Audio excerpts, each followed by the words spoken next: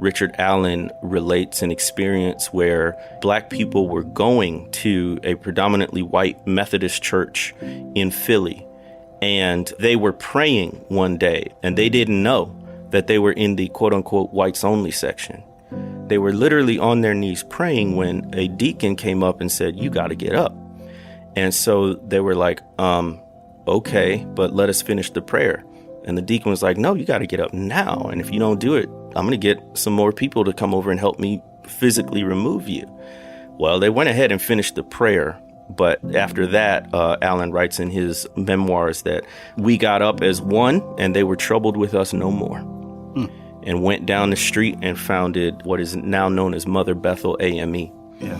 So the separation wasn't over a doctrinal difference. They weren't arguing about church polity or the divinity of Jesus or the doctrine of the Trinity. It was literally that they were being treated as second-class citizens in the household of God.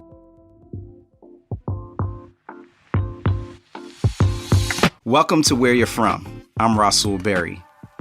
Those who don't know their history are doomed to repeat it.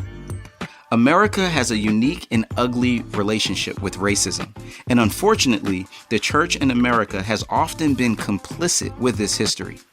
Even today, racism, implicit bias, and microaggressions can show up in our churches, but it doesn't have to be this way. On this episode, Jemar Tisby joins me on Where You're From to not only share about his own story of being treated differently because of the color of his skin, but also walks us through the American church's complicity with racism from before the foundation of our country to the present day.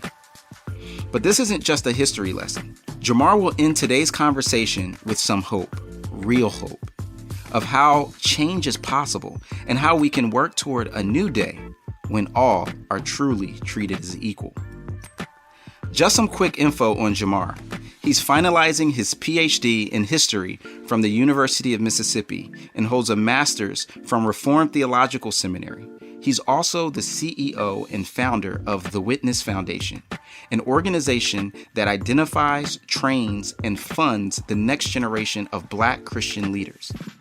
In his New York Times best-selling book, The Color of Compromise, the truth about the American church's complicity with racism will be the primary topic of today's conversation. You're listening to Where You're From. I'm calling in from the Delta, which is always hard to describe because it's the Mississippi Delta, but depending on who you ask, it's referring to the state or the river. I'm actually on the Arkansas side, about an hour south of Memphis, but it's what one author called the most southern place on earth, and I think he's onto something. Yeah, so I grew up in Illinois, and it's about 30 minutes from Kenosha, Wisconsin, solidly in the Midwest, and that's where I was born and raised. Family still up in that area, so that's home still, even though I haven't lived there full time since college. Got it. So when did Jesus and Christianity become a part of your story? We didn't grow up in a particularly religious household. We didn't go to church weekly. There was no animosity there. It just wasn't like paramount on the radar. I came to what some people would call a personal relationship with Christ in high school through the ministry of a white evangelical youth group. And particularly there was a guy, white kid, who was very charismatic in his own way, but didn't necessarily fit the mold of a cool kid, if you will. He did have a great jump shot, but we had a health class together. First period, it was some horrible hour of the morning, like 7:30 or something. I don't know why they put high school kids through that, but we became friends, and he eventually invited me to his youth group. And so I started going to that youth group, and I mean, to be quite honest, I'm 15, 16 years old. I was going there to talk to girls and to hang out, but God had other plans. And I remember distinctly we were on a youth group retreat, and it must have been a winter retreat because I remember it was cold, and we were in a cabin. It was me, the guy who first invited me to the youth group, and two of the youth leaders. And it just smelled like wet socks. It was a guy's cabin. That sounds about right. Teenage high school kids. That's it. Men, yes. boys. Yeah, all that. And this was a cabin in Wisconsin where it gets very cold in the winter. Right. Probably snow on the ground. Snow on the ground. This is real deal winter. And it was there I had the most sort of traditional conversion experience you could have, prayed the sinner's prayer and accepted Jesus Christ into my life. And I didn't know all what that meant, but Jesus did. It was a real true conversion, and been walking with the Lord by his grace ever since. Amen, man. And that's something we have in common. I came to faith at 17 as well. Okay, so you graduate, well, you have this experience with Jesus, you start walking with him, and then you go to college. Where did you go to undergrad? Oh, University of Notre Dame. Go Irish. Yes. Nice. So when you think about your time there as a Black man, what was your experience being at Notre Dame, which is a, predominantly white institution, as, African American guy from near Kenosha? Mm-hmm. Yeah. So it was culture shock for me. My high school was 50% Latino and about 20% Black, 20% white. And then we had a large immigrant population. So you go out in the hallway and you see the United Nations, right? Wow, very diverse. Very diverse. And then I get to college, and this is true of a lot of PWIs, predominantly white institutions. And the specific demographics where I went was 85% white. The biggest minority group was Latino because of the Catholic connection. And then Black people were about 3% of the undergrad student body. Wow. And a majority of them were athletes. And I was not a scholarship athlete at a D1 school. That is not my testimony. So even then, there was a further sense of isolation because, they were on teams together. And even if you were in a different sport, you shared that, common bond of being an athlete. So I didn't even socialize as much with the few Black people on campus. So my first year and a half was culture shock, isolation, loneliness, and one of the most frustrating parts was experiencing sort of racism and implicit bias and microaggressions without having the language to name it. Okay. Could you paint a picture for people who may not know what a microaggression is or what that might look like? Yeah, like bring us into that moment, where you kind of go, oh, it's different. Y'all see me as different on this campus. Yeah, you can certainly Google sophisticated definitions of microaggressions, but to me, it's racism by 1,000 cuts, like a paper cut is small but painful. So microaggressions are sort of everyday reminders that you are different, other, marginalized, less than, many times unintentional. Instances would include pretty much every Black person, specifically Black males, upon first meeting someone, they would ask you, what sport do you play? The assumption being that if you are Black and on this campus, you must be an athlete. And one of my friends was an engineer, Black guy, who did not play sports. And whenever he got that question, he said, I play academics. Never forgotten that. Another example would be I'm short and I shaved my head at that time. And so white guys, my classmates, would just take all kinds of liberty to rub my head, and it's almost like touching a Black woman's hair. You just don't do that. It's an invasion and a violation of like personal space and your own bodily autonomy. And it was also quite patronizing, right? Like rubbing someone's head as if to say, hey, boy.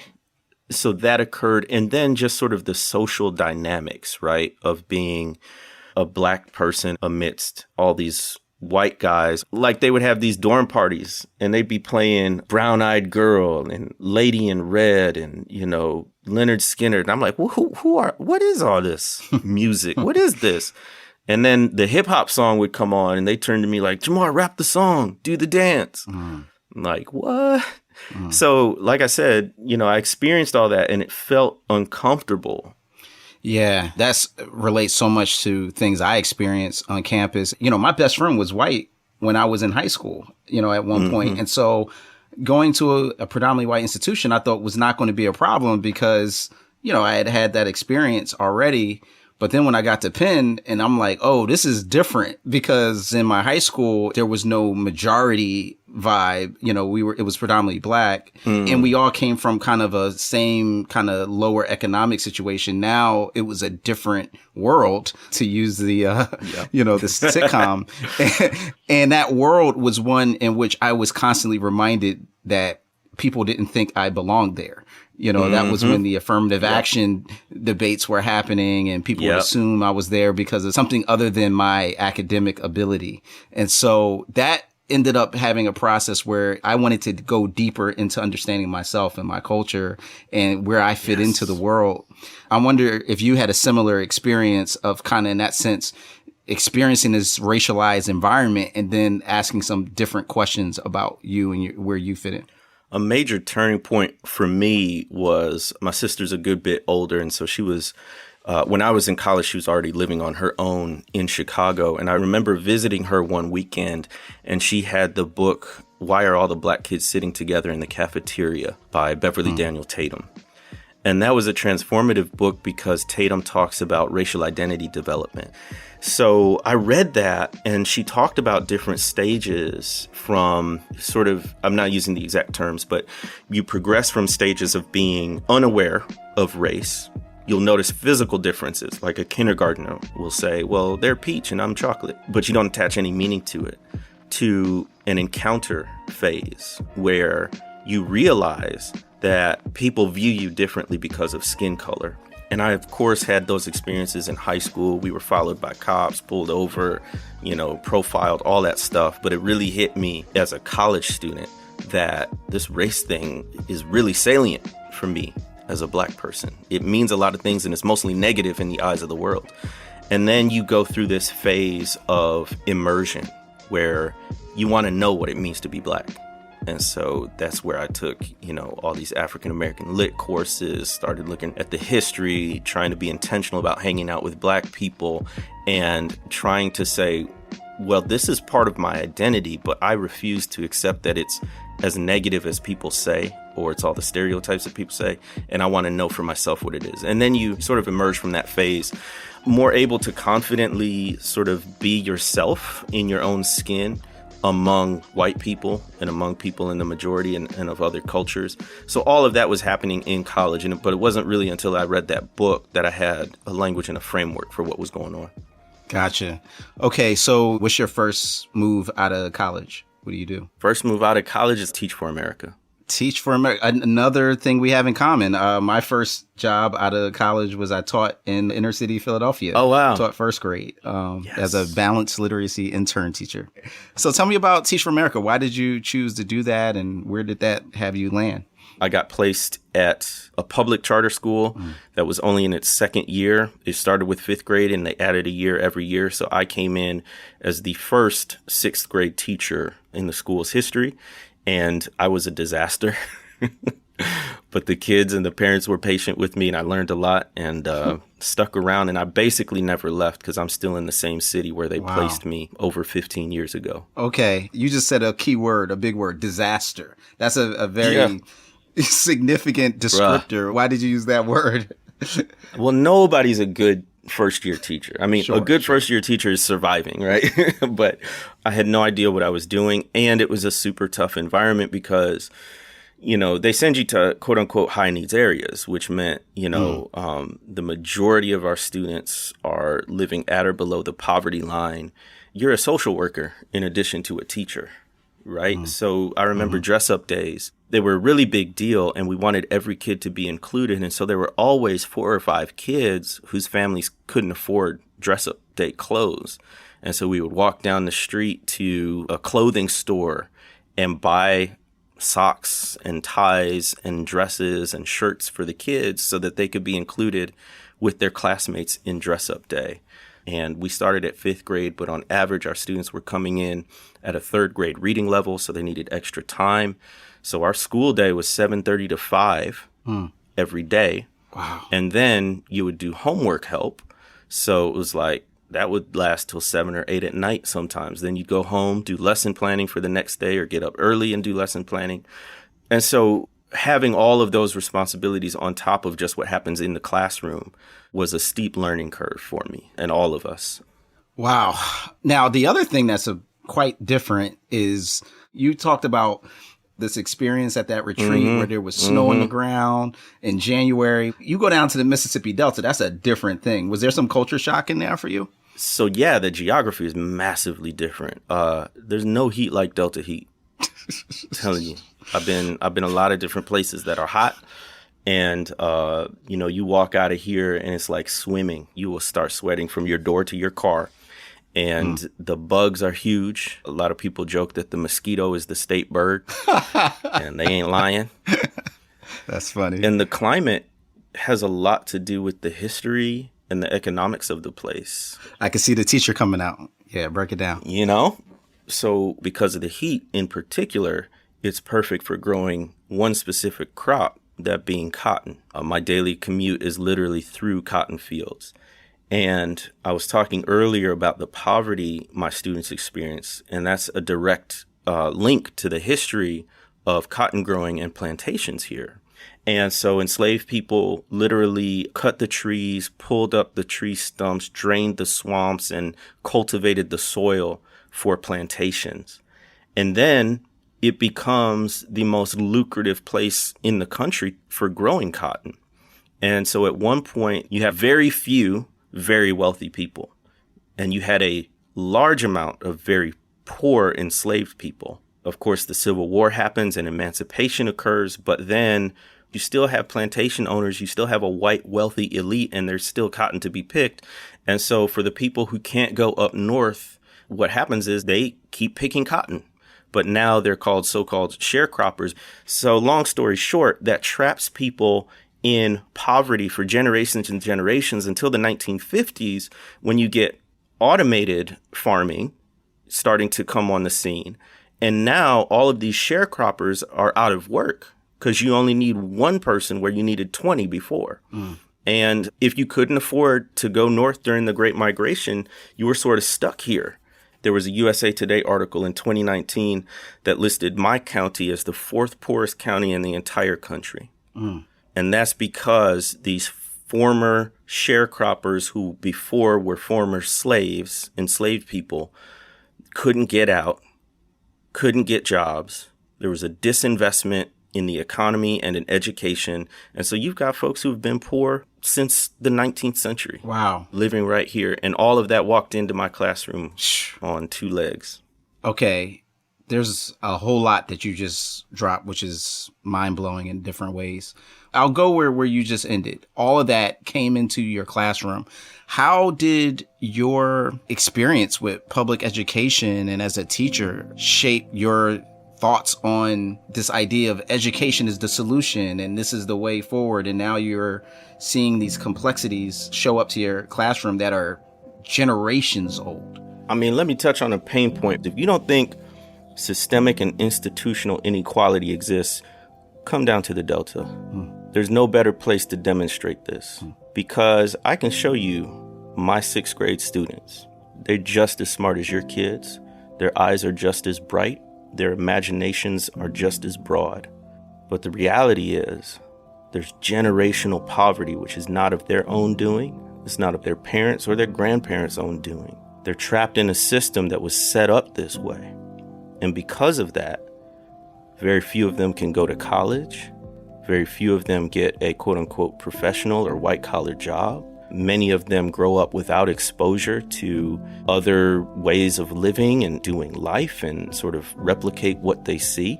You go downtown in our town, and it looks like, in some areas, like a bomb dropped. Like it might have been a war zone at one point, and nobody ever repaired it. There's no jobs here. There's no good educational prospects here. So anyway, all of that meant issues of justice, and particularly racial justice, were real to me. It's not theoretical. My kids' parents are literally making choices between paying the electric bill or fixing their car. If you pay the electric bill, great, you have lights. But if you have a broke down car, guess what? You can't get groceries. So, I've long said that racial justice requires priestly proximity.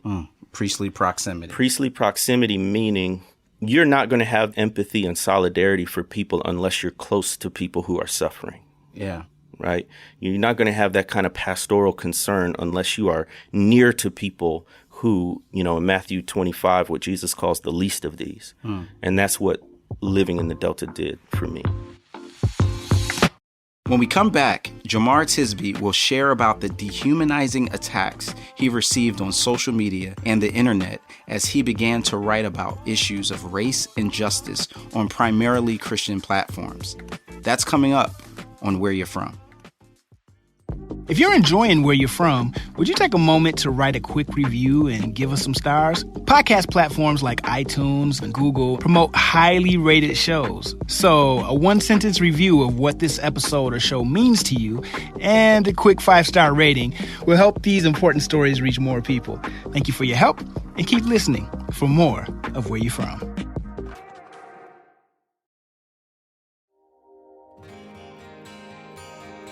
This episode is brought to you by Preaching Today. Are you tired of chasing down quality sermon illustrations? Need fresh ideas for helping your message connect? Each week, Preaching Today adds fresh content to our database of over 14,000 editor-screened illustrations. Quickly find the right story that will bring your message to life and help your people move closer to God. Get started today at preachingtoday.com.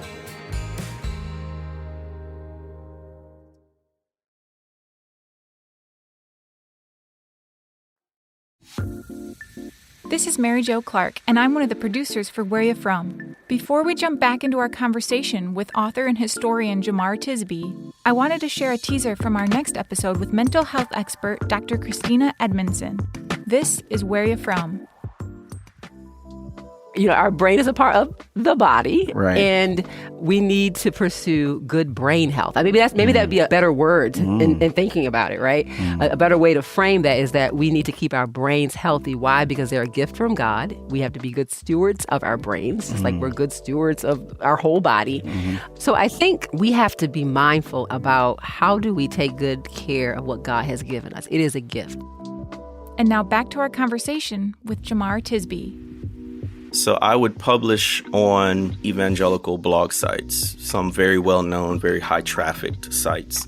And, it would be a topic on race, which as I look back at it now, I was saying, very basic, gentle, light things, but getting a lot of pushback, name-calling, people calling into question my faith, my theology, got to the point where I couldn't even log on to social media without my eye twitching from the stress of knowing that there was just going to be this deluge of people who called themselves Christians. And they did things like they had memes that showed, caricatures of black people talking, in a way that would indicate they weren't educated or something. And they would say, that's me, gorillas and monkeys and bananas and N-words and all of this stuff. And there were some things on there I didn't even know, like, oh, that's a racial epithet? Huh, I didn't even know that one. That was in a particularly intense period, but that whole trend was consistent from, I'd say, 2014 on. Yeah.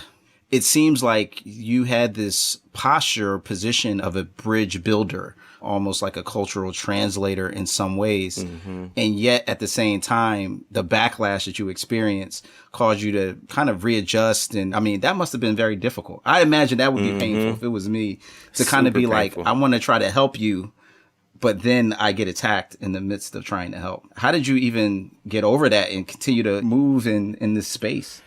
It's an ongoing process. I wouldn't even say I'm over it, but I'm, living with it. I can remember because this wasn't just online stuff. This was at my church. Wow. Okay. So this leads us to the book, The Color of Compromise, which is a breathtaking book, but also sobering. And I've heard that it almost didn't get written. This is a book that's been on the New York Times bestseller list for 4 weeks in a row. Very important book. Why did it almost not get written, and what caused you to decide to write it? So I enrolled in the PhD program in history at the University of Mississippi in 2016. And I have the privilege and opportunity of reading literally dozens of books on U.S. history, all fields from labor to gender to civil rights. And whenever race was mentioned and Christianity was mentioned, it was usually Christians on the wrong side of history. That, in addition to actually reading the history and learning the names and dates and places and really the brutality and the extent of racism to a degree I had never known before, instilled within me a sense of righteous anger of, I never knew it was this bad kind of a reaction. And it instilled in me a sense of urgency. Like, okay, so if this has been our history, then we really need to get on the hot foot about racial justice right now, because we have severely underestimated its power, its pervasiveness, its brutality in our current approaches to like racial reconciliation in the church. And so basically we needed to tell the history to establish the problem before we can talk about solutions. And so that's how the color of compromise came about. Got it. And that's probably as good a place as any to get into the color of compromise. So one of the things that struck me just as a 30,000 foot level was for me emotionally discouraging or sad to see the consistent drum beat of, as you would say, Christian complicity with racism in the church throughout American history. How much of this did you discover while pursuing the book and writing it, and how much of it did you already know and that was what you had planned on framing it in the first place? I had stumbled across a lot of it in my reading for grad school. So by the time I started writing the book, I had read literally over 100 books on U.S. history. But most of this was new to me as of grad school. So, learning this in my 30s, right? Right. And when you read, a civil rights activist, he wasn't just shot, he was shot through the jaw. And he died slowly because they didn't call for medical attention. And his son was in the seat next to him. Right. When you read that a lynching took place, it didn't just take place. It took place on the grounds of a black church to inflict maximum terror and to say that there's no place sacred and there's no place safe from white terror. When you read Fannie Lou Hamer had an unauthorized hysterectomy, literally sterilizing her, which was a relatively common practice in those days for black women to be involuntarily sterilized. Right. That kind of stuff. And writing the book, many of the stories that made it in there are the ones that especially stood out to me. Right. Many times, unfortunately, for their brutality or for their blatant racism. I want to give a treatment, just a little snippet of each era that you cover. It starts, it says, with the roots of racism in the pre-American church in the 1600s. Like, what's an example of something you covered in that? The year 1619 is a good sort of historical landmark. It's not the very first time Africans are brought to North America, but it's the first time they were brought to colonial Virginia, which is British North America. And 20 and odd Negroes are sold into slavery. And there's some debate about the exact contours of what this unfree bondage, unfree labor looked like. Was it indentured servitude? Was it slavery? It was closer to slavery than indentured servitude. But it was this period in the 1600s where that wasn't written in stone. And race-based chattel slavery hadn't yet become the order of the day. But you get religious folks very quickly creating a racial hierarchy. So I talk about in 1667, the Virginia Assembly, which is a group of white Anglican men, so Christians, pass a law about baptism, saying that baptism would not emancipate a Native American, a person of African descent, or mixed race descent. And so right there, already you're getting laws being passed and traditions being codified that says, there's this separation between your spiritual status and your physical status. And there's a hierarchy because it had been tradition in Europe that if you were Christian, you couldn't be enslaved. But they were changing that tradition in North America as they encountered Native Americans and especially Africans. Got it. So that's, 1600s. It's slowly becoming more codified. And the Revolutionary era is so interesting because it's all of these ideas of freedom and liberty and equality. And it really meant for white men, to some extent white women, but definitely not Native Americans or black people. that was another conversation that's happening and that really takes shape in the antebellum American church, where you kind of see this theological debate happening. Tell us a little bit about that moment that you see. So Mark Knoll does a great job of this in his book. I'd recommend. It's called The Civil War as a Theological Crisis. And what he shows in that book is that the Civil War is not just a battle about bondage. It's a battle over the Bible, too. Southern pro-slavery theologians were saying, well, we are the people who take the Bible seriously because we are taking God at God's word. And they would say that and say, you see the word slavery all over the Bible. You don't see any explicit place where slavery is condemned. You see a lot of Christian heroes as slave owners, and the only thing the Bible says in regard to slavery is to regulate it. And so their argument was, we're more serious about the Bible because we don't want to abolish slavery because the Bible didn't abolish slavery. And what we're doing is trying to run slavery in a Christian way. We're trying to be, benevolent slave owners. That was their argument. Then they would point the finger to abolitionists who were mainly in the North, but all over the place. And they would say, you guys are being liberal with the Bible. You're being wishy-washy with God's word because you're saying we should abolish slavery, but show me chapter and verse where the Bible supports that. And meanwhile, abolitionists who were Christian are like, but what about love thy neighbor? What about like man stealing? What about, the whole Sermon on the Mount thing and treat others how you want to be treated, right? They're saying the sort of thrust, intent, and impact of the Bible, especially Jesus' teachings, is toward emancipation. So you had this back and forth between pro-slavery theologians and pro-abolitionist theologians. Man, and there's a cadence in the book where you continually reference and remind the reader that it didn't have to be this way. This was not inevitable. Sometimes we look at history as, well, they were people of their time. They didn't know any better. But you beg to differ and show how there were these moments, these unique opportunities where things could have been done different if there was the courage of convictions and not compromise. And one of them you mentioned has to do with the post-Civil War church and especially this period called Reconstruction. Could you unpack that moment and see how you saw entrenched racism impact or shape the church's reaction to this unique opportunity of the bloodiest war in American history being resolved, the slavery issue essentially being forcibly answered and resolved? So boom, here's an opportunity. What happened? Yeah, there are all these turning points in U.S. history when we could have gone the route of equality and justice. And other than the nation's founding and the writing of the Constitution, the immediate period after the Civil War, there was no greater opportunity to America to fulfill its potential of democracy and equality. And it started to happen to a certain extent. So you have this period from 1865 to about 1877 called Reconstruction. And it was specifically about the reconstruction of the South. This is where the Civil War had been waged. And so towns were, in shambles and crops had been burned and all things like that. So it was reconstructing sort of the infrastructure of the South, but it was also reconstructing democracy, right? And it was for the first time trying to include Black people as free people in American democracy. And so you get this flowering of Black political participation to the point where I believe it was in South Carolina, a majority of the House was Black elected officials. And you had dozens and dozens. You had first-time senators, first-time lieutenant governors. Pinchback was, I think, the first governor very briefly who was Black in Louisiana. And you have this sort of expansion of Black economic opportunity, all of this stuff.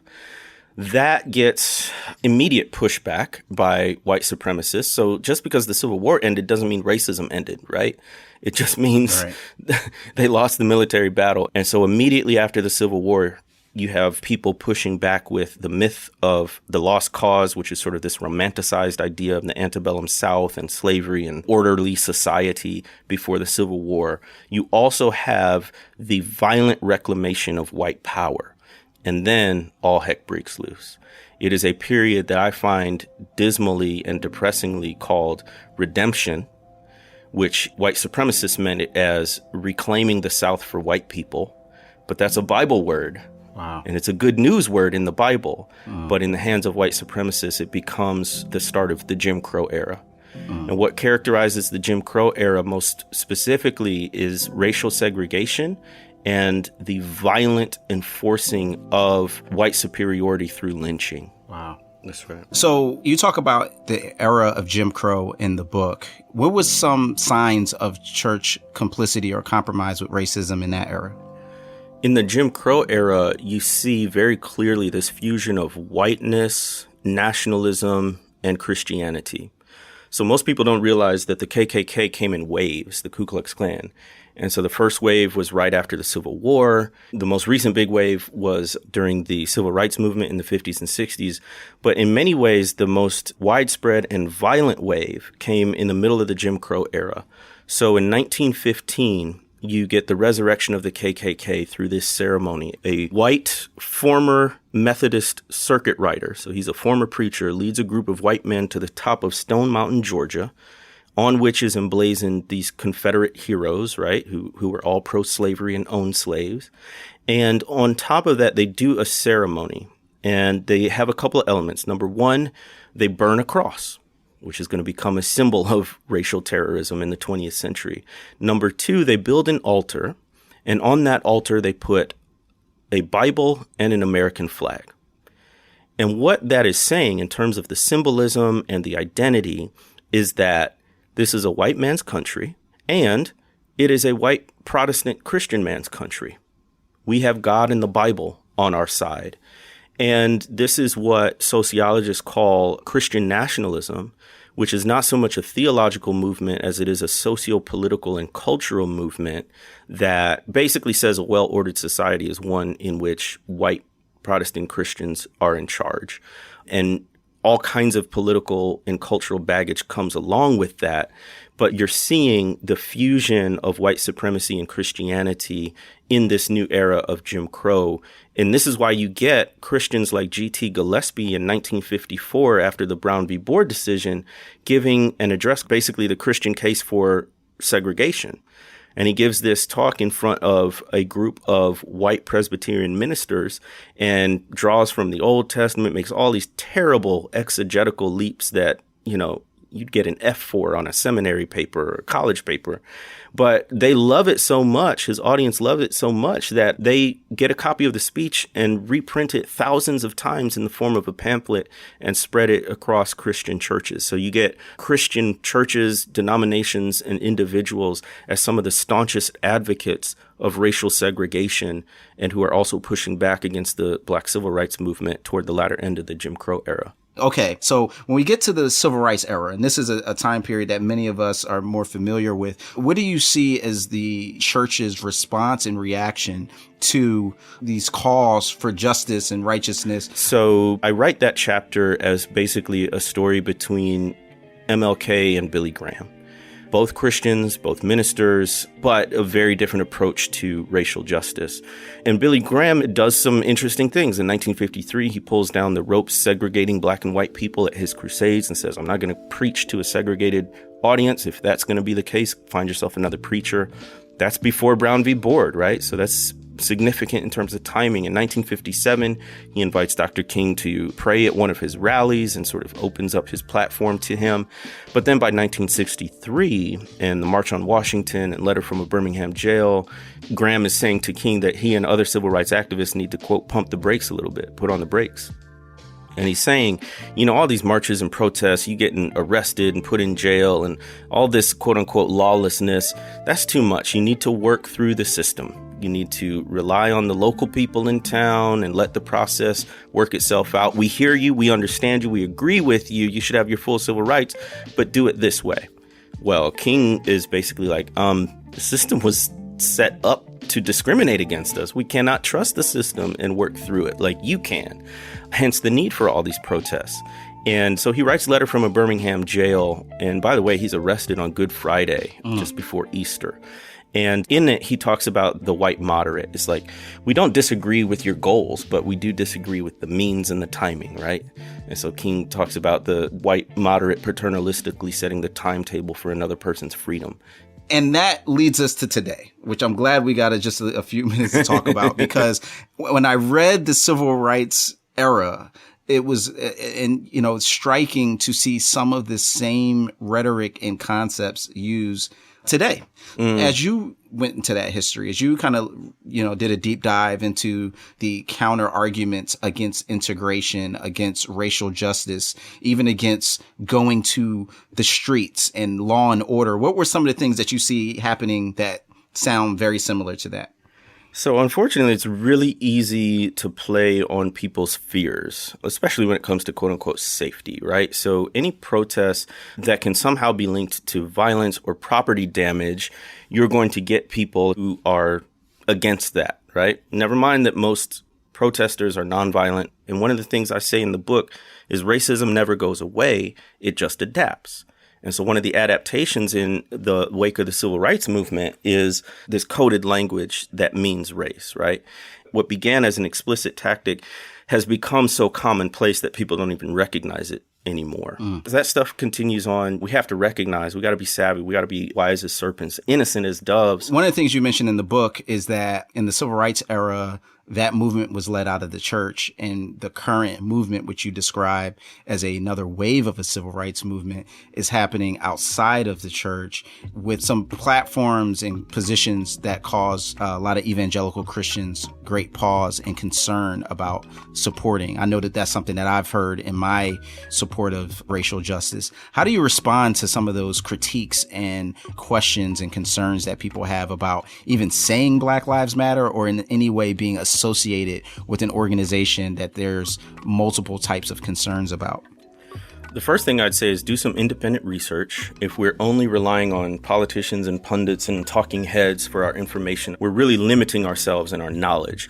The other thing I'll say is there's always objections to the Black freedom struggle in whatever form it takes. There were people who fought on the side of the Confederacy, pro-slavery and against abolition. There were people who looked at the civil rights movement, and folks like MLK, who is literally an ordained minister and has a PhD in theology, and labeled him communist, Marxist, anti-Christian, labeled the entire civil rights movement as violent and destructive. And I would say, particularly to the violence piece, understand that a lot of this is happening in response to the violence inflicted upon Black people, particularly through police brutality. So if we're going to talk about violence, let's start there with the root of why these protests are happening.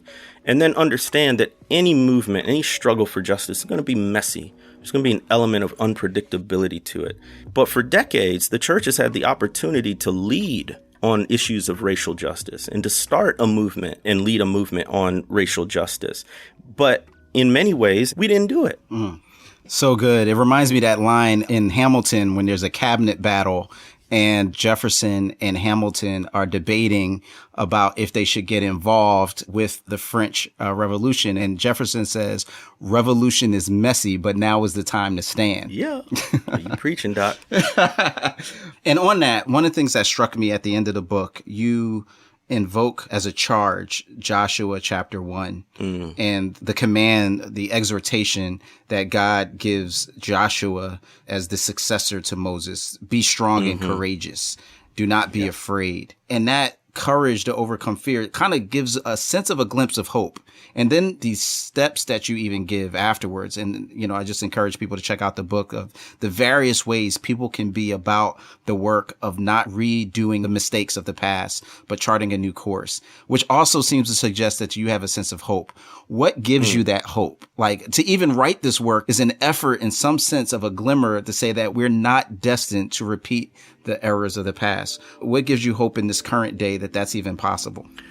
Well, hope is a Christian virtue, faith, hope, and love. And so, you can't be Christian and not be a person of hope, because we believe that our Savior died but was raised back to life and gives us the opportunity of redemption and resurrection on a daily basis. So it's part of what being a Christian means. But then from a historical lens, Fannie Lou Hamer was, I mentioned earlier in the show, she was born with everything against her, earthly speaking. So she was born into a sharecropping family in Sunflower County, Mississippi. So she was poor, she was Black, and she was a woman.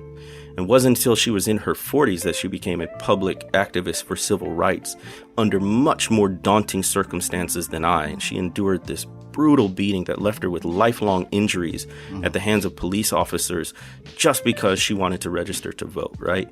And so as I look at the ancestors like Fannie Lou Hamer, Medgar Evers, Martin Luther King, Murray Evers, Coretta Scott King, Ida B. Wells, the list goes on and on and on, Mary McLeod Bethune, whoever you want to name, and I say, they brought us this far. I'm not going to give up the struggle. And every generation has a responsibility for the struggle of its time. And the Lord has brought the church for such a time as this in terms of racial justice. It is no coincidence that the people listening here are alive right now in all of this period of racial unrest and turmoil. It's no coincidence that God has called you to follow his son, Jesus Christ, at this moment in time. And so what are we going to do with that? What are we going to do with that? We can either shrink back and demonstrate complicity in the face of racism, or we can demonstrate courageous Christianity and confront it rather than compromise with racism. And that's what I try to call people to do at the end of the book. Jemar is right.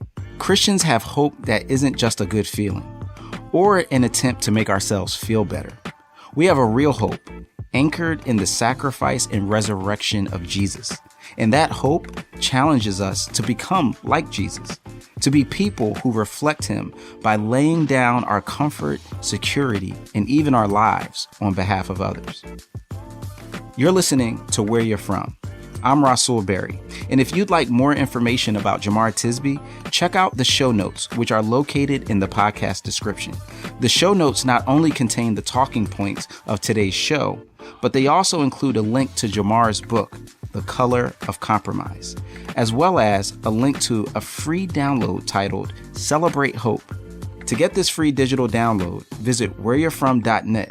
That's whereyafrom.net.